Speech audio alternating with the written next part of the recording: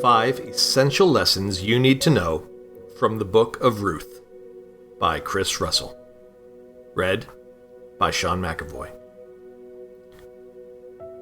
Today's Bible verse is Ruth 1:16 and 17.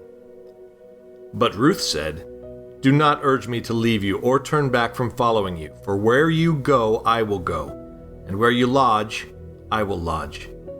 Your people shall be my people, and your God my God. Where you die I will die, and there I will be buried. Thus may the Lord do to me and worse, if anything but death parts you and me." The book of Ruth is one of only 2 books of the Bible to be named after women. The other is Esther. Even though it's small, this remarkable book contains many principles with profound impact to our lives today. As we read over the great story of Ruth, there are 5 important applications that jump out at me. Here they are. 1. God is concerned about all people, regardless of race, nationality, or status. Ruth was not a Jew. She was a Moabite. Even though many discriminated against her, God loved her just the same. God does not discriminate, and He loves all people just the same. 2. Men and women are both equally important to God. God cares about men and women all the same. We are all one in His eyes. While most false religions that have been constructed over the centuries often elevate men and dishonor women, Christianity is the one religion that consistently honors men and women at the same level. There is no difference in His eyes. 3.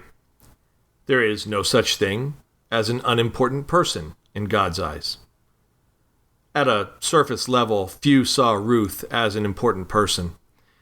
But God saw her as important, and His plan for her life culminated in her becoming a part of the lineage of Jesus as the grandmother to King David. God's plan typically involves using people who are considered to be underdogs or unimportant or unimpressive from man's perspective. 4. God uses little things to accomplish great plans. What an amazing plan God had for a series of little things that all added up to important pieces in God's big plan. God intended for Ruth to be a part of the story of the lineage of Jesus. So He pulled together events such as the famine, Naomi's relocation to Moab, their return to Bethlehem, Boaz's bloodline, and many other events just to ensure that Ruth could be a part of His plan. And God does that same thing in our lives today. 5. God has a Redeemer in place who can rescue us from the devastation of our own sin. God has a Redeemer for our lives too, and His name is Jesus. Boaz was a type, a prophetic symbol of Christ, and His redemptive work in our lives today. We are empty, just as Naomi was empty and devastated after she had lost everything and returned to Judah. Our sin has rendered us empty and desolate spiritually. But Jesus is willing to redeem us. He wants to rescue us from the penalty of our sin. And all we have to do to be rescued is to call on Him in faith and ask Him to save us. My hope is that you are one of His redeemed. If you are not, my hope is that you will call on Him right now and ask Him to save you once and for all from the consequences of your sins.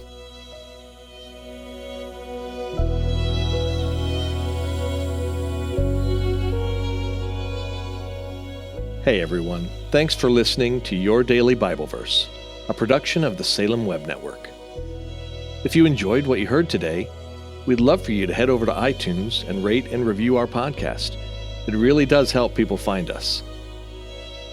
This episode was produced by our managing editor, Kelly Givens, and recorded and edited by Stephen Sanders. Be sure to come back tomorrow as we examine more of God's Word.